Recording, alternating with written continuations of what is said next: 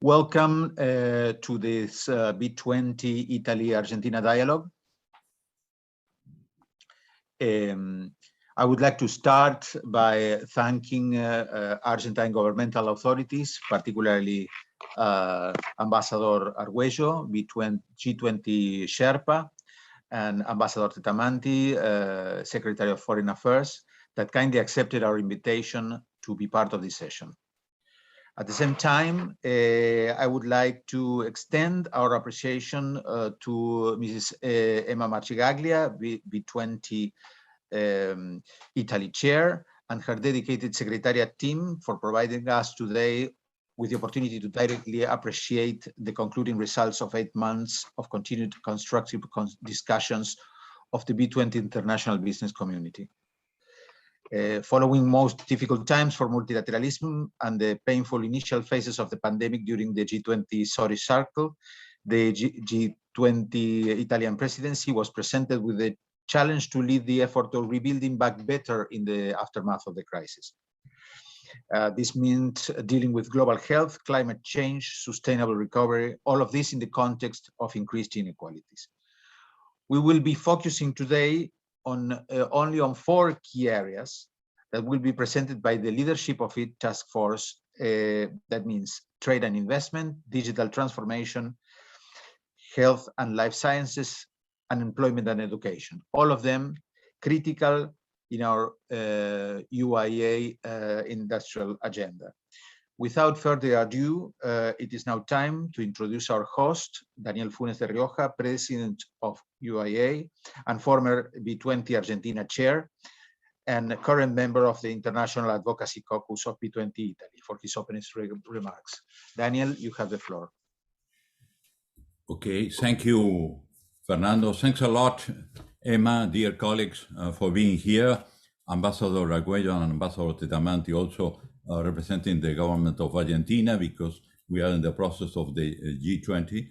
And for us this year, I want to thank particularly Emma for all the work done, even taking into account the difficult circumstances in which we discuss all the issues.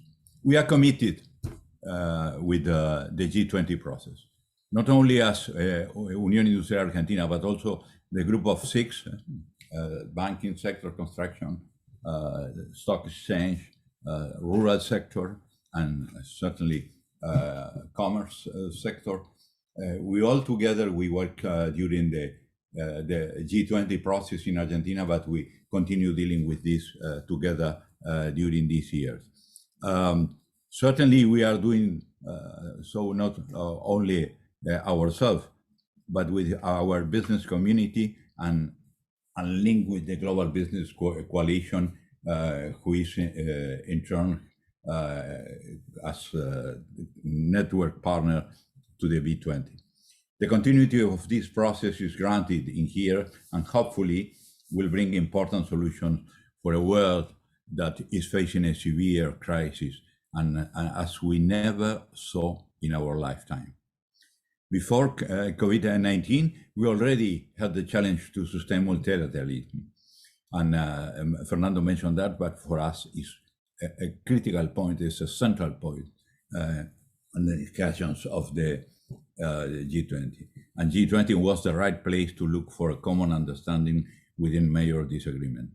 But also the pandemic exacerbated the negative impact of this turmoil, rising economy, nationalism, and increasing disparities, and driving all regions to the worst employment crisis in decades. It made us aware that we need to be better prepared for eventual future crises, mostly in finding new and better ways to cooperate. It's also our conviction that we need to change the way we do things in order to contain and fight back climate change and provide sustainable development ways in order to leave behind plentiful resources for future generations.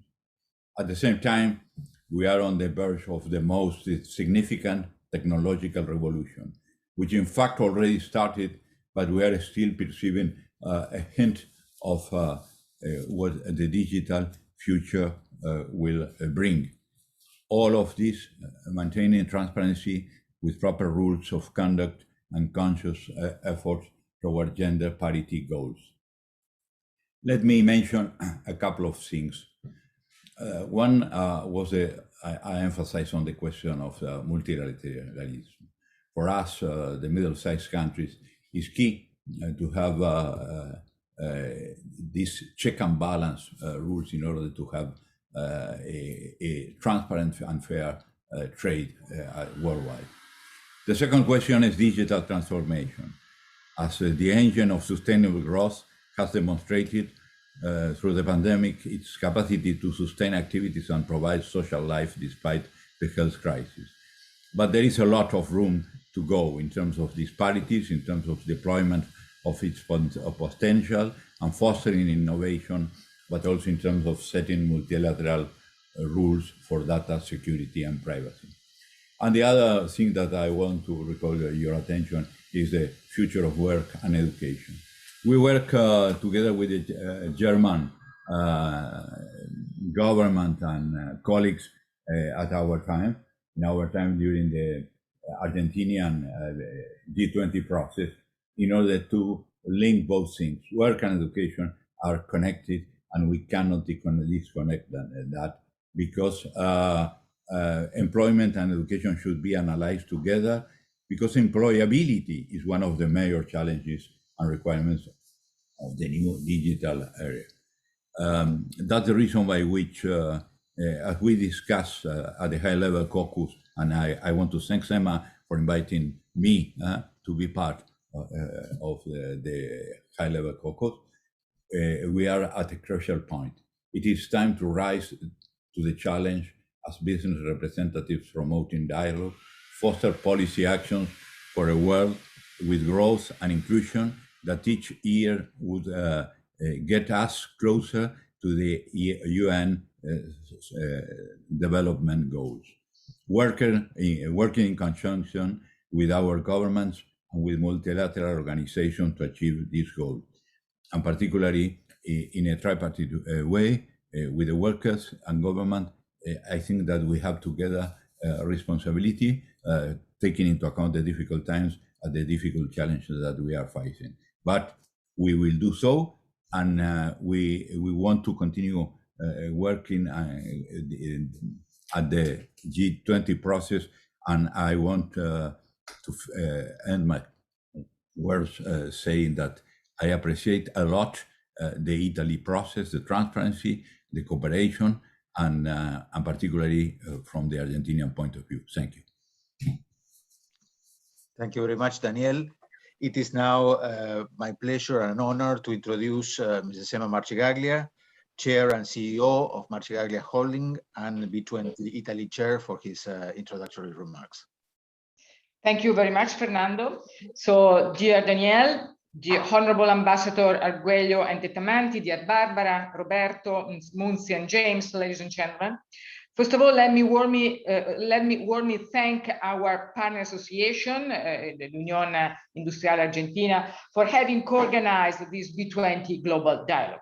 I'm honored to participate in my capacity of B20 Chair. I would also like to express my gratitude for the support that the Union Industrial Argentina provided us in the preparation of the B20 Italian presidency. Having shared so generously the lesson learned during the B20 Argentina 2008 was extremely useful for preparing our activities and provided a tremendous contribution to the best outcome of our process. So, Daniel, I really want to thank you. I remember we have some conversation on how to organize the process, what were the challenges in your B20 2018. And so your advices have been really very important for us and for me. So thank you really to share with us all your experience on your B20. This year's B20 witnessed, I have to tell you, an incredible participation, over 1,000 delegates and 2,000 participants covering all G20 countries and business sectors, included all major multinational corporates. Many of the most prominent Argentinian companies have fed the work of our task forces, and I want to thank you for that. And I'm particularly happy that Paolo Rocca served as co-chair of the Task Force Trade and Investment, the most participated one. And I want to thank Barbara for her strong leadership of this important task force. I would also like to highlight, as Danielle said, your participation in the International Advocacy Caucus. I think also in that caucus, we had a very interesting discussion on climate change, on women empowerment, and thank you really for your contribution. So let me say where we are now in terms of what is going on in the world and what are our focus as a B20 Italy. As you have said, Danielle, the world has changed drastically over the past 20 months, with all countries dealing with one of the major crises in modern times, and with its profound social and economic consequences. As we know, extreme poverty has risen for the first time in the last 2 decades. Disparities and inequalities across individual and countries further amplified, and thousands of businesses are still challenged by survival threats. So this is the situation where we are. Some nations are successfully leveraging vaccination programs and are at the forefront of a step change. However, the persistently uneven distribution and access to vaccines seriously affects the rebound of global prosperity. And I will come back to this because this is one of our proposals. But as entrepreneurs, we also have to look at the positive part. There are some encouraging signals. As we know, the global economy is projected to grow by 6% this year and around 4.9% in 2022. And also global trade volumes could expand by 9.7% in 2021 and by 7% in 2022. So what we can say, the first lesson learned that we can say is that cooperation and collaboration are now clearly perceived as the only way to address common threats. And I think the G20 are facing them convincingly. So I think now is time where the G20 become and re-become the most important international forum where head of state decide important points and then execute what has been decided. So it's not time for a nice declaration from us, from the head of state, but it's really time to execute important action. And I'm happy to say that we have established a very close cooperation and concrete relationship with the Italian presidency. And I will come back on this because I think this is one of the most important parts. Business and governments must accomplish together the mission of navigating the complexity and prepare for challenges lying ahead. What I can tell you is that we think that business can really make a difference. I think our voice could be important and our recommendation could be important because we know market, we know international market. In our company, we are used to make projects, to execute projects. So I think it is important that we work together with governments and try really together to make further steps in terms of having a better growth, a growth that is more inclusive, more sustainable, and a growth that doesn't repeat the mistakes of the past. And this is what we want to do. The first point, and also Danielle pointed out, is to revamp the multilateral system. This is one of our first priorities. In the past, multilateralism has been, let's say, very weak. Now we think it's time to get back and have a clear and strong multilateralism. Together, we can, with learning the many lessons from the pandemic, to avoid repeating the errors occurred, as I said before, especially in its early frantic phases. Because in an interconnected world, global problems can only be faced together, while unilateral approaches only make crises more acute. So our B20 ultimate goal is making 2021 the year when the global community has overcome the virus and inaugurated an era of renaissance. As B20 chair, believe me when I say that business stands ready to do its part of the job. One of our clear points is that we have to take responsibility when you talk about inequalities, when you talk about climate change, when you talk about innovation. And on the other part, we also will deliver actionable recommendation to the G20 summit later in October. So taking responsibility from one side and convey clear and actionable policy recommendation from the other side. As you know, our motto in our B20 is reshape the future, include, share, and act. What do we mean by that? When we say include, we mean that nobody must be left behind. People, businesses, and countries will achieve a truly sustainable growth only by combining diversity and inclusion. This is very clear also from the business point of view. Inclusion is key. We cannot think to go back to growth without a strong inclusiveness. When we say share, we think that we have to coordinate ourselves, and then we think of the benefits of a level playing field, also in digital, for example, and of an open trade in goods and services, but also we have to share competencies, technologies, resources, and investment. We look forward to vaccination campaigns being conducted worldwide as extensively as in advanced economy, and we call on investing also in sustainable financial and infrastructure ecosystem.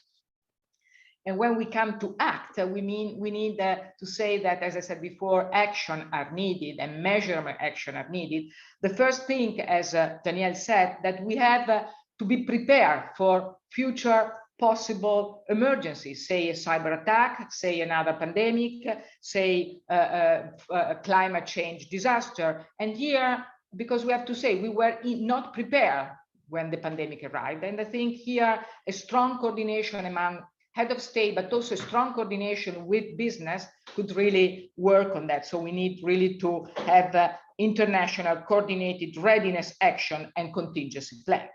When we also say act, we think that we have to accelerate the net zero racing, the fighting climate change. And when we say this, we need to use all the different technology. We need to huge investment. We need to have a coordinated ESG, and also we need to protect biodiversity. And also the other point when we talk about act, in our opinion, is really that all the different nations have to take their own responsibility for reforming the WTO. This is very important. The WTO is key if we want a fair and open trade, and we really need now to go on and to have a real WTO reform. Let me just spend a few words on where we are in the B20 process. I will be very short.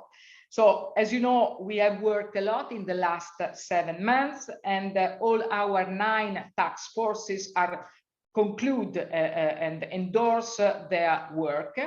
Each task force has its own paper that has been concluded and endorsed, as I said, and each paper contains 4 to 5 targeted policy recommendations broken down in 2 to 4 policy actions. The process has been highly inclusive and transparent. And mastering the definition of our proposal, as you can imagine, have been very demanding. When you have task forces with 140 members coming from all different countries and from different also companies, it's not easy. But I'm proud of the collective response, and I promise that our final declaration will be comprehensive, punctual, and effective. I will leave Barbara, Roberto, Munzi, and James representing the task force trade investment, digital transformation, employment, education, and health, life and science to go more into details of their perspective call to action. I just want to say this, as I said before, our mission is to be very pragmatic and to suggest ambitious but operational and measurable action.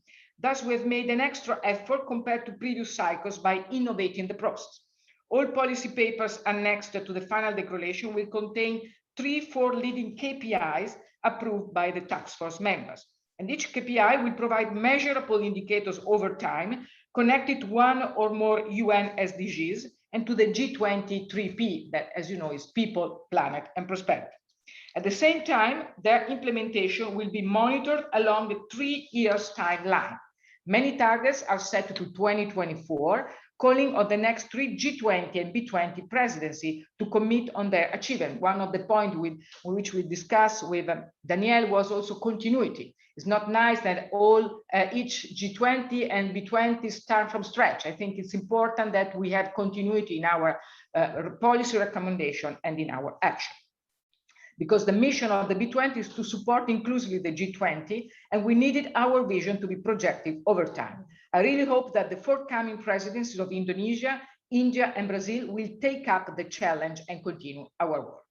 As B20, we took this responsibility very seriously, and now is the time to advocate our priorities to the G20 presidency and to G20 countries.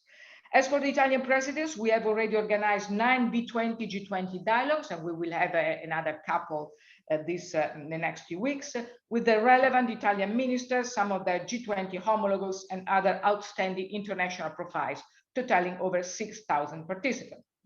And I personally also took part to three G20 ministerial conferences, voicing the B20 priorities on employment and education, which is key, and we also discussed about that, on energy, on climate, one of the key points also.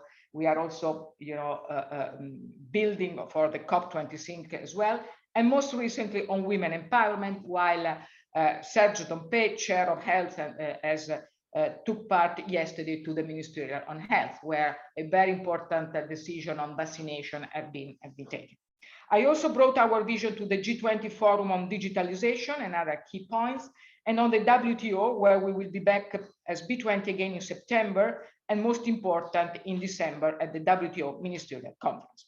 In these 2 weeks, we are concentrating our advocacy action through 10 dedicated dialogues co-organized with the main G20 Business Federation, and we are very happy to organize this with you. Let me conclude by thanking once again our Argentinian friends for this important occasion to share with their members some of the most significant B20 priority issues. So, dear Donator, dear Ambassador, dear colleague, I think that it's very clear to all of us that the system needs to be reformed, and we have to work together, governments and business, to enact a meaningful and long-sighted change. Business can make the difference, and it is fully committed to do that. So thank you very much for your attention, and I wish you all a fruitful working discussion. Thank you very much. Yeah. Thank you very much, Emma, for your clear sense of direction.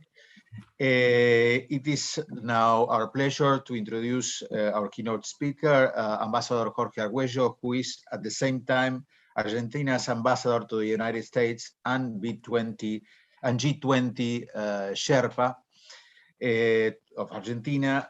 And in spite of his hectic agenda, he has always promoted a constructive and thoughtful dialogue with the private sector. So it's again a pleasure to leave the floor to Ambassador Arguello.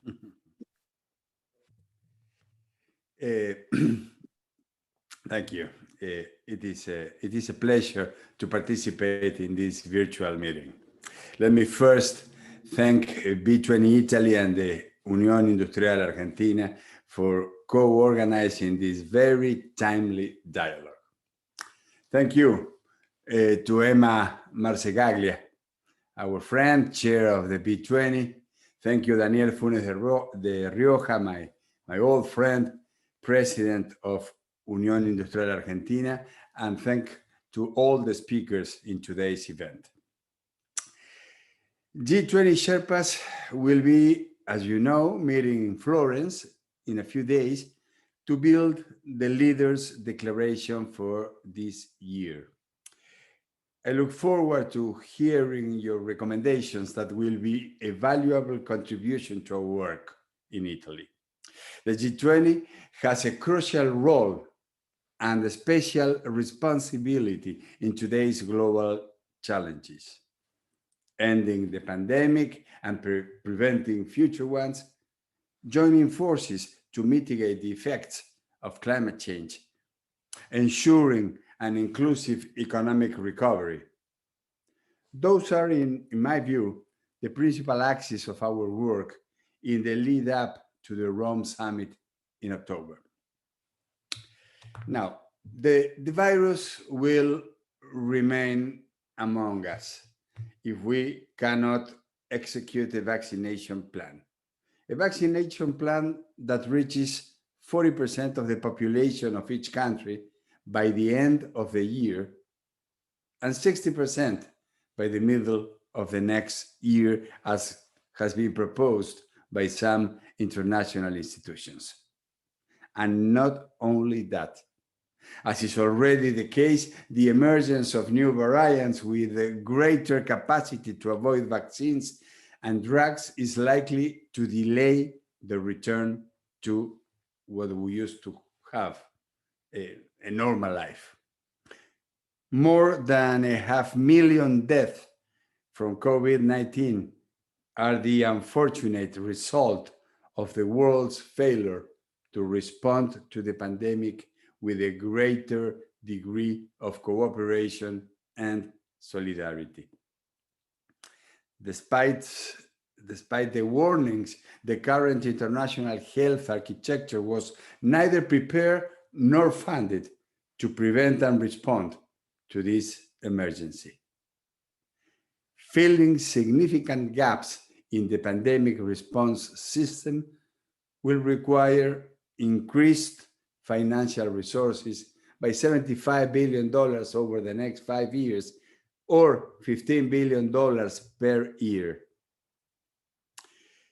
We all agree on the diagnosis, but there are some different visions among the G20 countries to solve each aspect. The main question that we have in front of us is whether the G20 has to establish a global health board following the Financial Stability Board created in the context of the 2008 financial crisis. The primary function of this board would be to address the causes of pandemics instead of just coping with their consequences and with crisis management. In my view, the first step will be to redistribute available vaccine doses immediately and remove legal constraints on widening production to control the pandemic. Building resilient and decentralized manufacturing capacity, including the public sector, will be vital to deal effectively with the current pandemic, future pandemics, and other health crises. The G20 has to take action on it.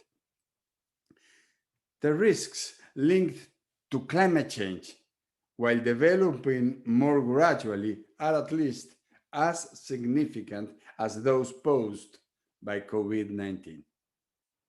In recent days, we have seen how it develops in real time, affecting all regions. Heat waves, forest fires, floods.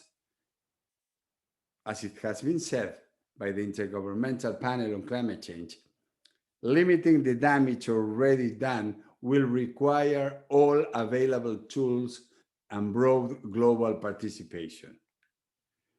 In the past, extreme weather events were infrequent, and the risks did not affect the global macroeconomic outlook. But the new pattern already seems different. Climate change could increase the frequency and severity of economic contractions, thereby reducing global economic growth. For those reasons, the need to set emission reduction targets and a climate finance commitment to avoid rising temperatures is at the heart of this year's G20 agenda. A few weeks ago, the ministers of energy and environment considered several actions necessary to boost the effective and full implementation of the Paris Agreement. But one of the issues that we have to consider in October is how to accelerate the decarbonization of economies and set a date for their gradual elimination. For the first time in the G20, finance ministers in Venice took a tentative step towards promoting the idea and coordinating carbon reduction policies. They recognized that carbon pricing is a potential tool to address climate change. Economists generally agree that carbon taxes have the potential to reduce harmful emissions. However, carbon taxes are not currently being used to any great extent around the world. Today, carbon taxes cover less than 5% of global greenhouse gas emissions.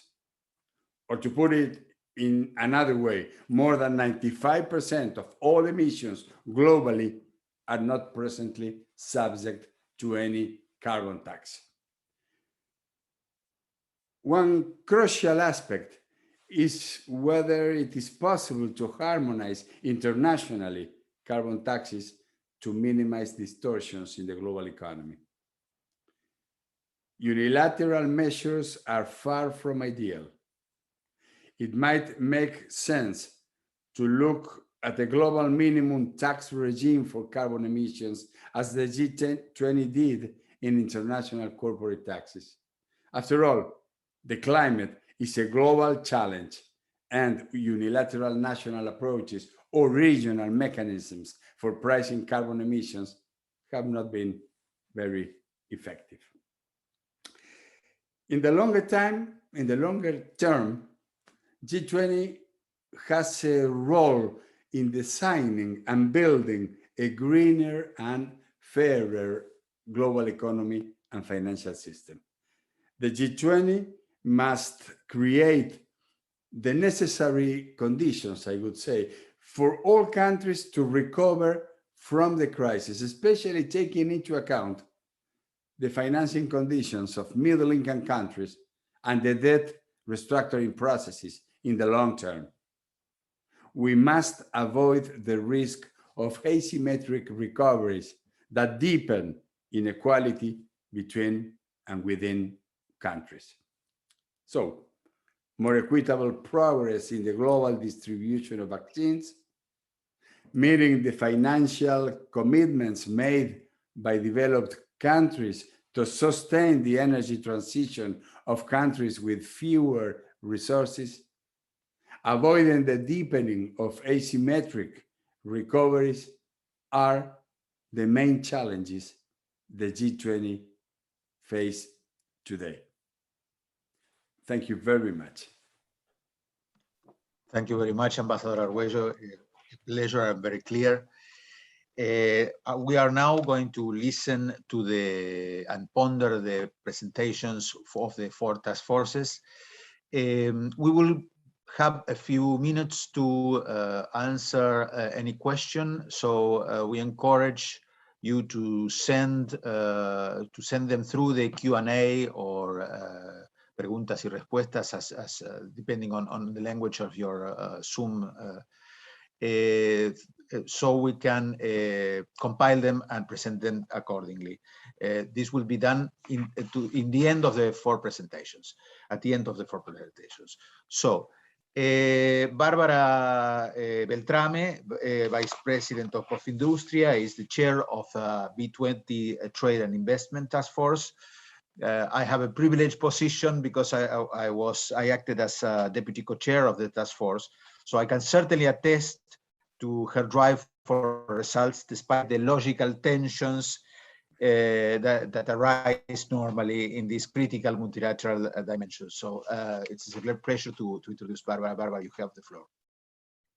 Thank you very much, Fernando. Distinguished Argentinian colleagues, dear Roberto, Tunzi, and James, ladies and gentlemen, first let me join them in thanking our friends of the UIA for hosting the B20 Global Dialogue and for the excellent organization. Also, I'm very happy to participate in my capacity of chair of the Task Force of Trade and Investment, and I want to express my gratitude to Paolo Rocca, one of my co-chairs, and to Fernando, his deputy, for the tremendous support provided us in the last 7 months. Also, I'm very grateful to the UIA members for the suggestion, comments, and observation during the discussion of the B20 Task Force on Trade and Investment. Now, let me start with some general features of our B20. The first is about consistency. We have had a strict collaboration across task forces, and I believe that our effort will positively reflect in the final declaration. The second is about inclusiveness and transparency. We have had so many interactions and over 350 amendments. Sometimes matching a divergent opinion was difficult, very difficult, but the result is a comprehensive and factual paper. The third feature refers to the B20 motto, that is include, share, and act, as Emma said. we define a proposal to reshape the future by including all countries and all businesses in the international trade, to share the benefit of open global value chain, and to call the G20 to act immediately. The first concerns our result-oriented approach. As Emma has anticipated, each policy recommendation is associated to one monitoring KPI, estimate its impact project to the 2024. Now, let me move forward to the 4 policy recommendations identified to drive actionable change in the global trading system. I think you have the slide. You can see the slide, maybe? Yes. Okay. The first, give me a sec, here we are. The first is on promoting open markets over protectionism and on reforming the WTO to ensure a level playing fields. An effective rule-based multilateral trading system with the WTO at its core is essential. We have made a proposal to better balance the different organs of the WTO and to improve its rule book in order to make it more effective. As you can imagine, on some specific topics, the position of the Chinese delegation makes it hard for us to achieve a more assertive wording. But I'm convinced that at the end of the process, thanks to our common efforts, we have managed to step forward compared to the previous trade and investment policy paper. The second policy paper is on enhancing trade responsiveness against future disruption, ensure free cross-border transaction, and enable more resilient global value chain. Well-functioning and reliable cross-border procedures are critical to facilitate the flow of goods and to ensure adequate security standards.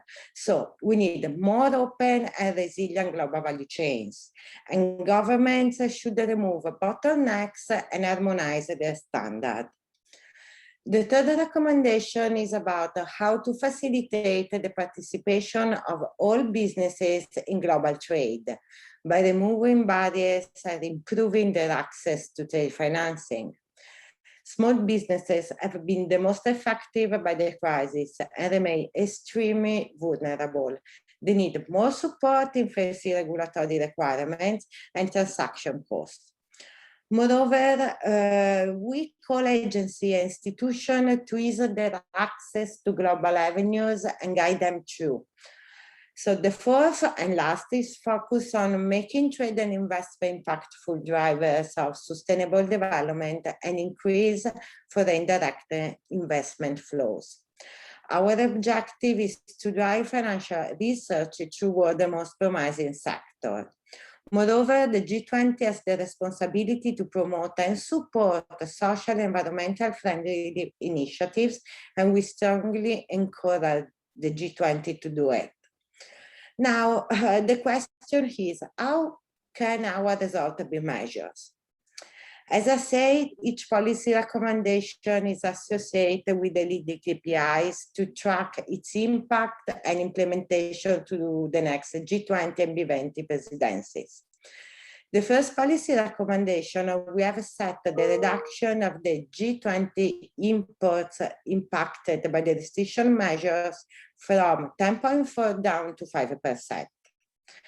For the policy recommendation 2, we suggest increasing by 10% the implementation of the WTO trade facilitation agreement from the current 70 to 80%. For the third policy recommendation, we aim at reducing the trade financial gap from $3.4 trillion to $2 trillion at least. The first policy recommendation, the target is to increase the amount of FDIs covered by the WTO investment facilitation for development from 66% to 90%.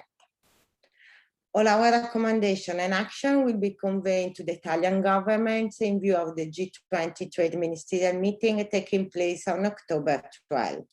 A special dialogue with the Italian Ministry of Foreign Affairs is scheduled on mid-September for the advocating area priorities ahead of that meeting. Now the G20 and the entire global community have a lot to learn from the current crisis. An open, fair and inclusive trade and investment system will really help the recovery from the pandemic and would also support the longer-term sustainable growth. A study presented in our policy paper simulate export and import of goods across hundreds of trade corridors up to 2024 in 4 alternative scenarios.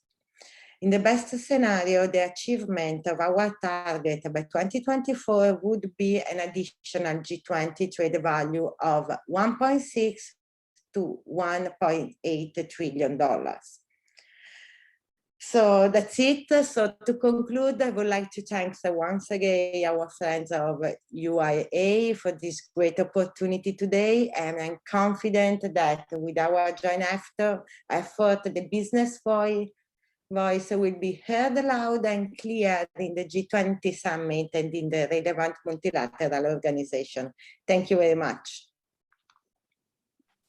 Thank you very much, Barbara. The introduction of KPIs no doubt will help us acknowledge how we advance on these recommendations, how we actually move. So thank you very much for that. We are now going to discuss digital transformation, and for that we will leave the floor to Roberto Escribo, who is Deputy Co-Chair of the Digital Transformation Task Force, and at the same time, a Senior Director of Public Policy and Public Affairs of Sky Italia. So, Roberto, you have the floor. Thank you, Fernando. Thank you to all the colleagues, authorities, ambassadors, and representative of Argentina's business community. It's a big privilege to share with you this amazing journey we had in working at the synthesis of the work of the B20 Digital Transformation Task Force.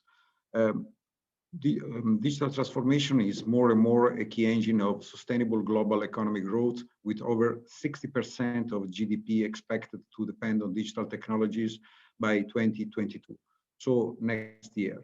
To enable this growth, connectivity must be considered an essential service. Digital population is on the rise. Growing connection quality and outreach are unlocking more valuable use cases. And new trends such as big data, artificial intelligence, IoT, and Industry 4.0 are boosting business effectiveness and efficiency. Nevertheless, the full potential of digital transformation is yet to be realized. Scattered infrastructure quality still leaves many people unconnected. Lack of trust in the overall digital ecosystem, companies' interest towards investments and deployment of new digital technologies is not always at par. Significant gaps in the level of digital literacy in both individuals and companies hinder the lack of innovative solutions. The commitment of the B20 Italy is to unleash the full potential of the digital transformation. And as task force, we were very committed on this, acting on the 3 vectors: consolidating digital and technology foundation, ensuring increased network capacity and reach, improving worldwide connection quality, and promoting a level playing field through the whole digital value chain. Enhancing the offering, facilitating the development of new products and services from private and public sector for all stakeholders of the digital economy, stimulating the demand, fostering the request for digital products and services from both customers and companies by addressing digital skills gaps and lack of awareness. The community which worked the outcome of the task force, composed by representative of more than 100 companies all over the world, has achieved 4 recommendations for the G20. First is reducing connection inequalities by promoting connection and technology accessibility for all, promoting trust in the digital ecosystem, supporting public and private digital advantage, and fostering a digital-ready and inclusive society by embracing policies to promote training and continuous education to upskill individuals, updating educational curricula to grant digital skill necessary to create a digital-ready workforce of the future, and endorsing the development of soft digital skills to create proficient and responsible digital citizens able to safely navigate online. The task force has also worked to develop a digital use case library because we wanted to adopt a very pragmatical approach in our job. And the goals of the library are essentially three. Provide a concrete example to set the foundation for an international use case library with the aim of fostering digital transformation skills. As I said before, support B20 digital transformation task force in the advocacy process. And last but not least, provide a legacy of B20 Italian effort be integrated by future cycles. But if I have to select the most important issue selected in our job, it's essentially a focus on digital skills. The COVID-19 pandemic has also thrown a spotlight on the role of digital transformation for sustainable and inclusive economic development. Network capacity, coverage, and security have grown in importance. Individuals, both as customers and citizens, with no or limited access to digital technologies, are left behind. Data consumption is rising exponentially, exerting pressure on networks, with stability and cybersecurity becoming top-of-mind priority. Digital skills have become crucial to properly master cutting-edge technologies, and even outside of the labor landscape, the ability to connect and engage in digital activities is becoming pivotal for personal life. Lacking the technical ability to connect and to properly deal with digital tools, even at the basic level, could seriously threaten the ability of people to engage in social activities, raising concerns for social inclusion. It is thus critical that people supported by business and governments act timely to develop digital skills in order not to get cut out from the opportunities generated by digital trends. Nowadays, nearly 60% of workers know that digital transformation will eventually affect their job. And already 2 out of 5 employees are impacted by skills mismatch. Furthermore, heavy imbalances among countries, readiness and preparation in terms of digital skills can be observed by the variability of the European Commission's Human Capital and Digital Skills Index. 84% of employers are set to rapidly digitalize working process, including a significant expansion of smart working, with the potential to move 44% of their workforce to operate remotely.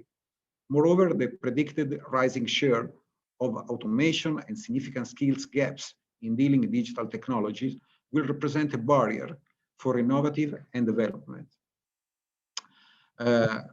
However, labor is not the only aspect, as significant imbalances in terms of digital skills involve the entire population, with 42% of Europeans, for example, lacking basic digital skills, limiting their chance to be competitive and access basic digital services. Considering the overall objective of having a digital inclusive society, it is important to address the gaps in digital proficiency between different gender and age groups, further widened by the COVID-19 pandemic. Ensuring a digital-ready population in the future will be essential to establish a digital-ready and inclusive society. In this context, rethinking digital education must become a priority for today's policymakers for 2 main reasons. The role of education is a prerequisite for future global competitiveness. Only an equal and balanced education system can provide the right preconditions for social inclusion and equal participation in the new digitalized era.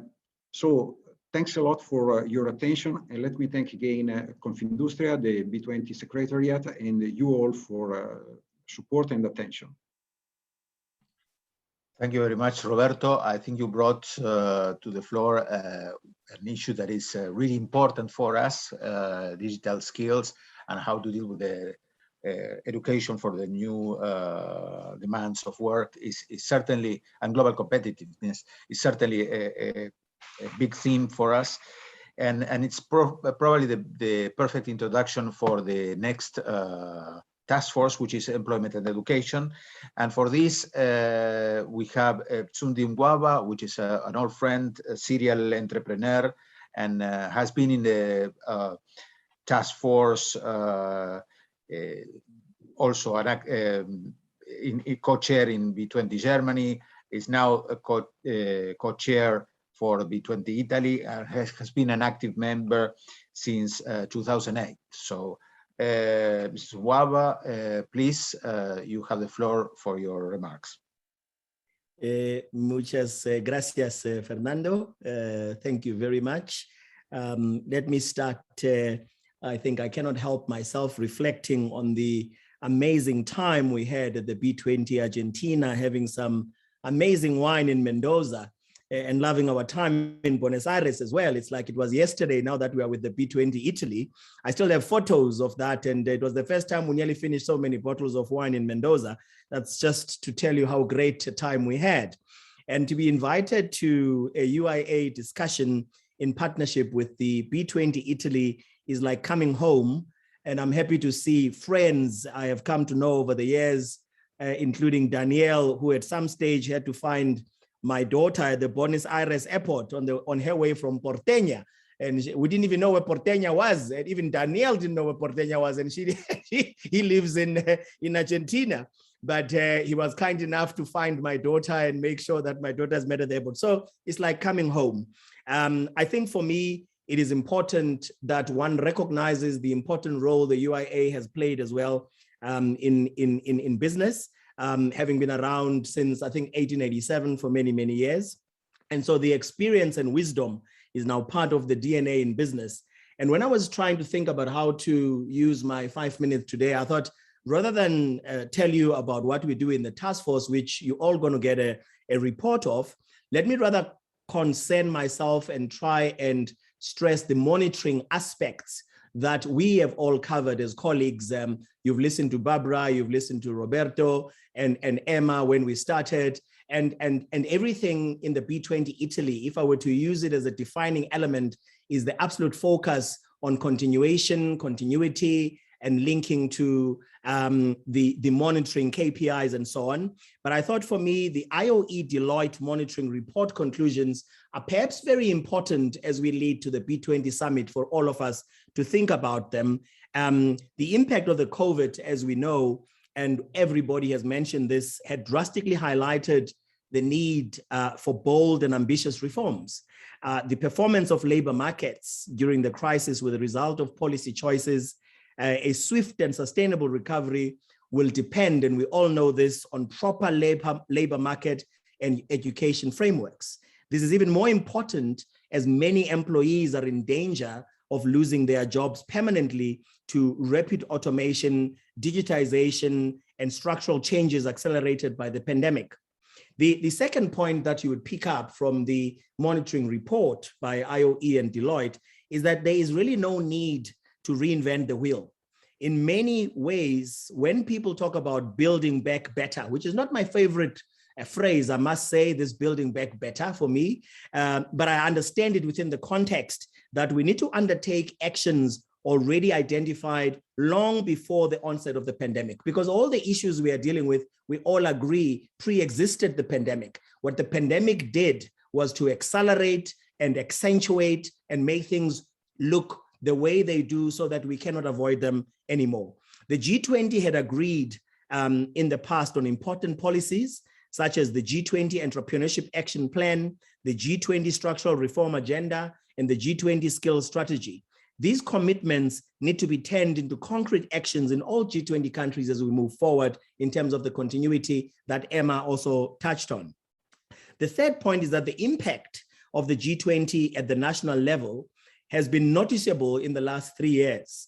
6.8 out of 10 points when it was actually evaluated by the Deloitte and IOE team. This, of course, is progress, but this monitoring report highlights that the G20 is not a driver of reform for job creation and economic growth. This is important.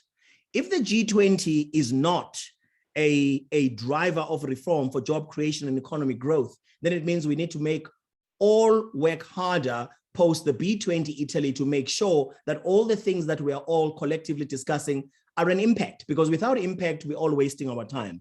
Looking ahead as the world recovers from the employment and economic impact of the COVID-19, the G20 must fully exploit its potential. And we as the B20 must drive them. We know that we are the ones who make things happen more than anybody else. We must exploit the potential of the G20, make sure that it exploits that potential by setting out more ambitious and relevant commitments and strengthening follow-up at the national level.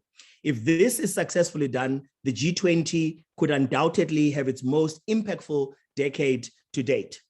In conclusion, I take this opportunity, I thought this would be fitting with Argentina and Italy, to bid all of you goodbye. I've been in this, as Fernando said, for about 12, 13 years in this G20, B20 process. I don't think I'll be serving anymore going forward. And for me, I've enjoyed being part of this. And some of you will know that I'm a candidate for the ILO DG position for next year. And therefore, I think it's the best time to say goodbye to friends and family and use this opportunity. It's been an amazing, amazing, constructive time for me. And I can also tell you perhaps that the South African government is preparing to submit my application next week on its behalf, on behalf of the Southern developing countries that have endorsed me, and on behalf of the African Union that has endorsed me as their candidate. And so in my culture, we always say, which I say to you as friends right now and family, that those who have met meet for a reason. And when you have met, you shall meet again. So I'm quite sure I shall see you again on the other side of this. I want to take the opportunity to thank Emma and her Confindustria team for a wonderful B20 Italy and the warmth and high levels of activity of what I hope will be very impactful if we all do what we need to do. And continuity is key, accompanied by action. Thank you very much, Fernando. Thank you very much, Sunzi. We are going to be dearly missing you, but congratulations on your candidacy. I think it's a great achievement, and hopefully we'll see you there. We turn now to a new task force in the B20, and no more fitting than this one, which is health and life sciences. James Southwick, who is deputy co-chair to the CEO of one of the leading medical technology companies, Medtronic, will present us with the conclusion of this task force. Once again, I remind participants that you may provide your questions to this session through the Q&A chat. So thank you very much. And we give the floor to Mr. Southwick.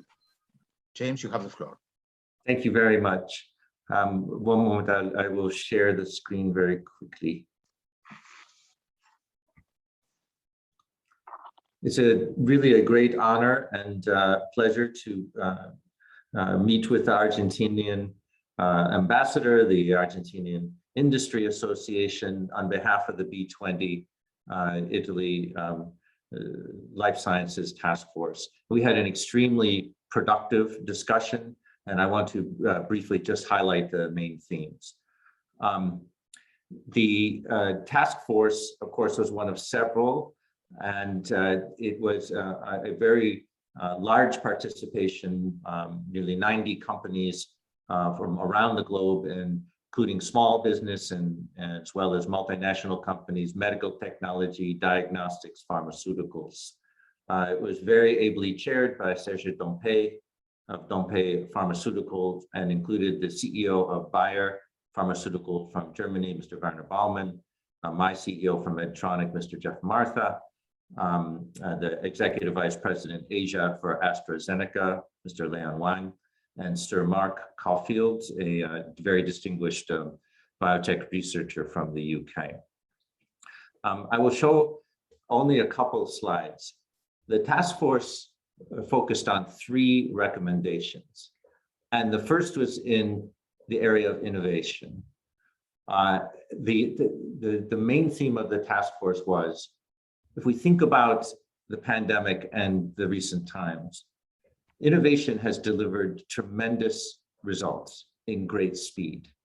And the spirit of that innovation, we asked ourselves, what has enabled that to happen? That this technology has advanced so much more rapidly. What were the forces, the policy factors that came together? Obviously, there are concerns about appropriate technology, about access to technology, about distribution of technology and cost of technology.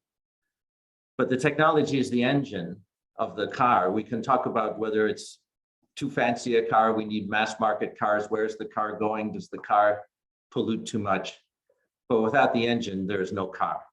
And so the focus on innovation was very important, and the policies that drive that. Second was the transition to value-based health, because value-based healthcare has been an important theme globally in health, as well as in previous G20 and B20. Because the idea of value-based healthcare is that you could create this great technology, but is it used in the best way to achieve outcomes for patients and for healthcare systems in relation to cost? And as a company, Medtronic has been a very strong supporter of this idea and this trend, because we believe we make excellent technology, and we want the technology to be used in the way that is accepted in healthcare systems as achieving the best thing for patients in relation to cost, to get beyond the struggle of cost versus innovation. This is the paradigm that brings us into the best use of technology to achieve the best outcomes. And what are the policies and forces that will shape that? And the third theme is in the need for resilient and sustainable healthcare systems. The pandemic has, of course, showed many weaknesses, but the challenges are there, or were there before the pandemic as well, in terms of the not only resiliency of supply chains, but the resiliency and sustainability of the systems themselves to deliver care, technology, where it's needed in an effective way in the globe. So our recommendations in these 3 areas are summarized on this slide. And I think in the first, in the area of innovation, one of the crucial aspects was reflected already by Mr. Scribble on the digital transformation, which is that the digital transformation of society is also a crucial driving force in healthcare. I think that perhaps many people look at the pandemic and think about telehealth, or they think about the wearables that measure some of your healthcare, and that is the image of digital and healthcare, but it is so much more profound than those things. It was the digitization, access to vast health databases was crucial to the rapid innovation cycle of vaccines. The use of digital technology is crucial for improving diagnosis and therapy across all sectors of medical treatment.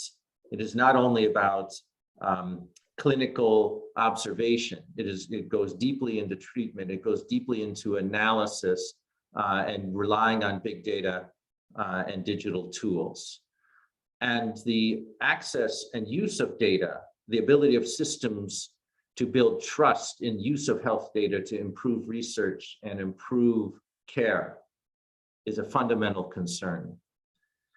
But another aspect of it, I would summarize as harmonization, as well as the spirit among regulators that enabled rapid innovation in this time frame with great safety, which is, of course, always the premier reason for the regulation is to protect safety. But yet, what are the areas of focus, the new types of use of evidence and harmonization, and frankly, a certain amount of it just in terms of closer collaboration and deeper dialogue with industry and government to accelerate innovation. In value-based healthcare, a key is in the sharing of case studies in the ways to bring greater integration and measurement and coordination of care. If I can just give an example that relates to the pandemic. There was a strong movement to bring respiratory technology, ventilators around the world. Medtronic's a leading global manufacturer of ventilators. And the limits in bringing ventilators to more corners of the world early in the pandemic were not necessarily manufacturing capacity of Medtronic. We were able to greatly increase, though there are some supply chain issues I will discuss. But a major impediment is actually the health system's ability to use ventilators in the ground in so many places in the world where they're needed. They're complex machines, they require training, they require support, they require clinical staff, and the ability to kind of appropriately manage healthcare systems with the level of training and different levels of complexity is a crucial aspect. So looking at the integrated systems of care, looking at the data and the ways to measure and define the best health outcomes, and then building incentives to achieve those goals. Business is very good at responding to the incentives for delivering value when they're created in the healthcare system. And finally, in healthcare systems, sustainability. The other speakers already have touched on ideas of resiliency and keeping the trading system open. I'll also use an example from ventilators to highlight the point. In the beginning of the pandemic, when we were working to quintuple ventilator production, we encountered two restraints to speeding up our manufacturing as much as we wanted. One was the capacity of suppliers. I think a lot of the focus, at least in some of the major governments like the US, is there too much dependence only on one country such as China? That was not the case. Medtronic Supply has 48,000 suppliers in 135 countries. And we were not short from anything from China or very dependent on China. But some manufacturers in Europe, some manufacturers in South Asia of components could not reach supply. So there are constraints there that need to be examined. The other, though, the more significant constraint was government-imposed trade restrictions, where among our 48,000 suppliers from 135 countries, governments were shutting down the borders and not giving us access to necessary components. So our recommendations are to preserve the engine of innovation, learn the lessons of how accelerating, and then let us direct that innovation in ways that bring the best outcomes to patients and health systems in relation to the costs, and let's preserve and strengthen the open supply chain system that makes all this possible. Thank you very much.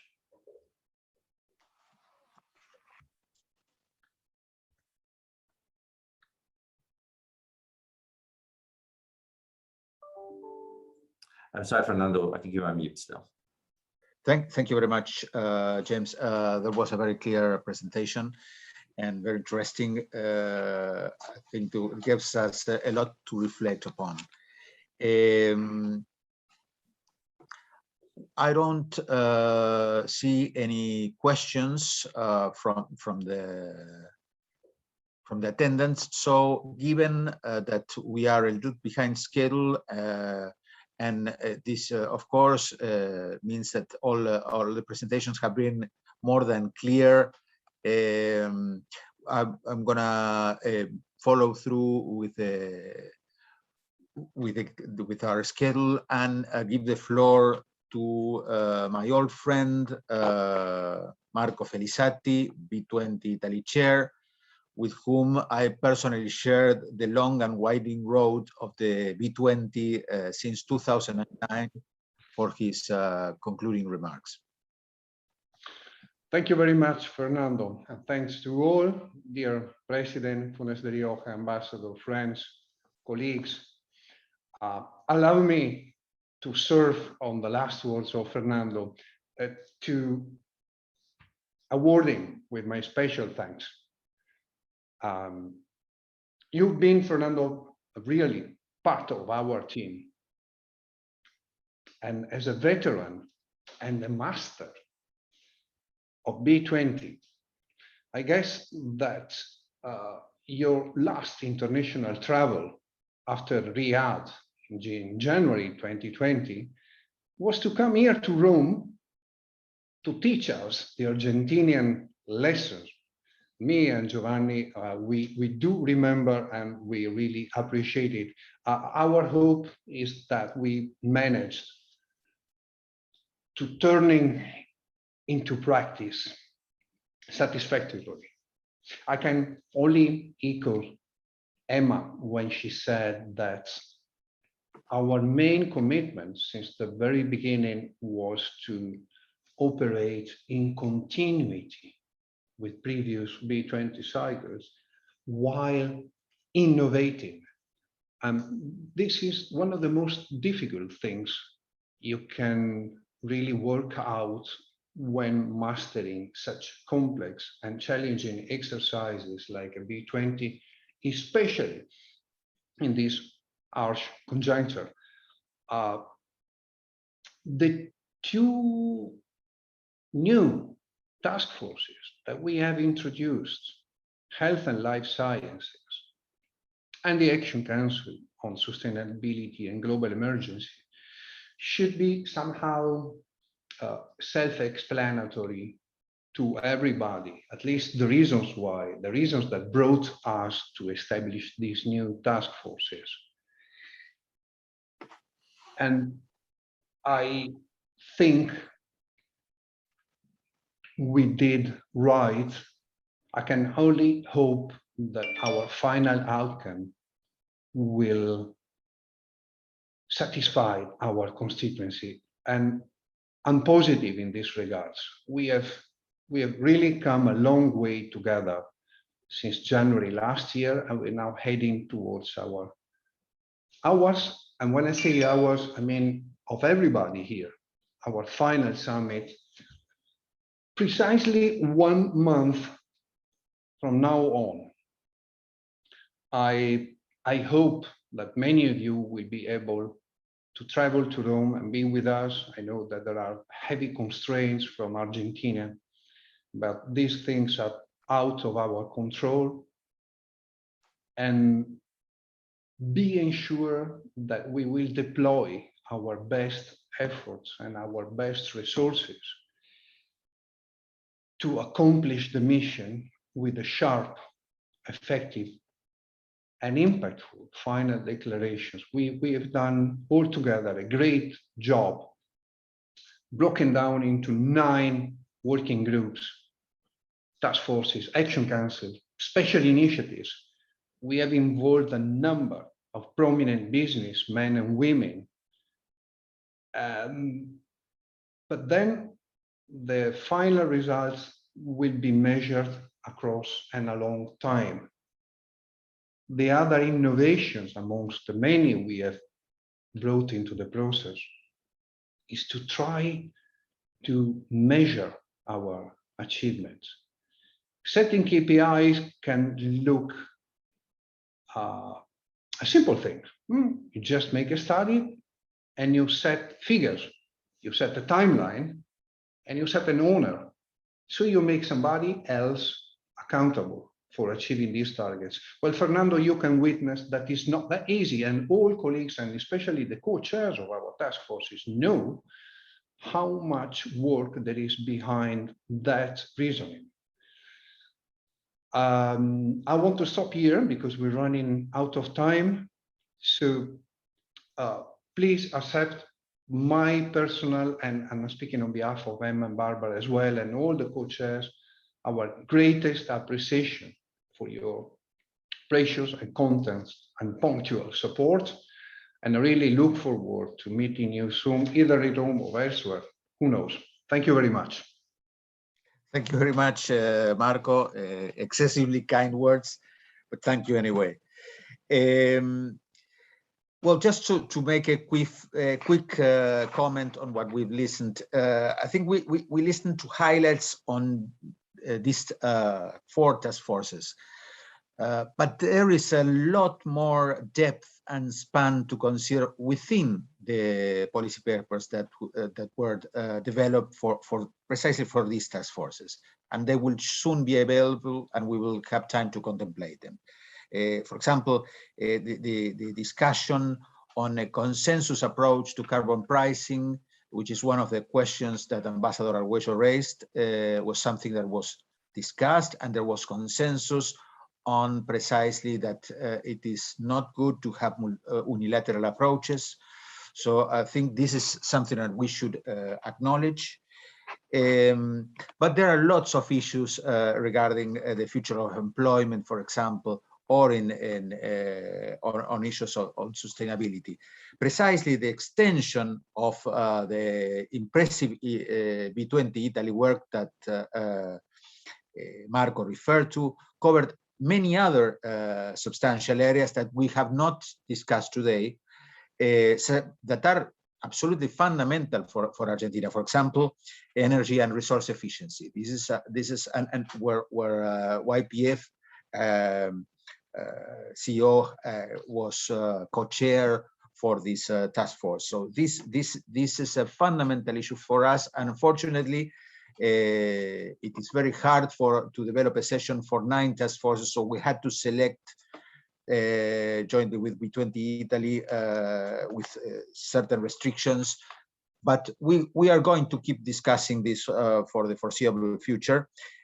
Also, integrity and compliance. This is also a fundamental driver, or women empowerment, or finance and infrastructure, a key issue for us as well. So it's very hard to, or the Action Council on Sustainability and Global Emergencies. I mean, there is very difficult, it's really difficult to separate a portion of the whole B20 vision, because they are all fundamental constituents of it.